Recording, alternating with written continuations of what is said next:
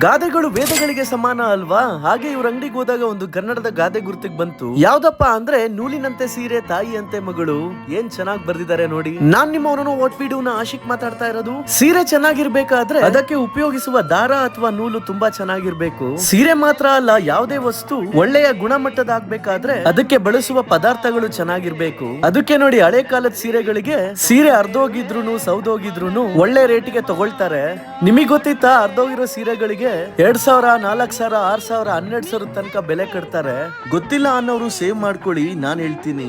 ನಾವು ಇದೇ ತರ ಬೇರೆಯವ್ರ ರೀಲ್ಸ್ ನೋಡ್ಕೊಂಡು Malleshwara 11th class Canara bank ATM opposite ಅಲ್ಲಿರೋ ಪುನೀತ್ ರೇಷ್ಮೆ ಸೆಂಟರ್ ಗೆ ಬಂದಿದ್ವಿ. ನಮ್ಮ ಹಳೆ ಸೀರೆಗಳನ್ನ ಕಡಪ ಕಲ್ಲಲ್ಲಿ ಟೆಸ್ಟ್ ಮಾಡ್ತಾರೆ. ಹಳೆ ರೇಷ್ಮೆ ಸೀರೆಗಳು ಉಜ್ದಾಗ ವೈಟ್ ಬಂದ್ರೆ ಒಳ್ಳೆ ಜರಿ ಅಂತ ಕನ್ಸಿಡರ್ ಮಾಡಿ ದುಡ್ಡು ಕೊಡ್ತಾರೆ. ಇನ್ನ ಕಲ್ಲಲ್ಲಿ ಉಜ್ದಾಗ ಆಫ್ ವೈಟ್ ಬಂದ್ರೆ ಕಾಪರ್ ಮಿಕ್ಸ್ ಆಗಿರೋ ಜರಿ ಅಂತ ಇದಕ್ಕೂ ಕಾಸು ಕೊಡ್ತಾರೆ, ಆದ್ರೆ ಸ್ವಲ್ಪ ಕಮ್ಮಿ ಕೊಡ್ತಾರೆ. ಇನ್ನ ಸೀರೆ ಕಲ್ಲಲ್ಲಿ ಉಜ್ದಾಗ ರೆಡ್ ಕಲರ್ ಬಂದ್ಬಿಟ್ರೆ ಅದು ಪ್ಯೂರ್ ಕಾಪರ್ ಅಂತ ಆ ಸೀರೆನೂ ತಗೋತಾರೆ, ಆದ್ರೆ ಕೆಜಿ ಲೆಕ್ಕದಲ್ಲಿ ತಗೊಂತಾರೆ.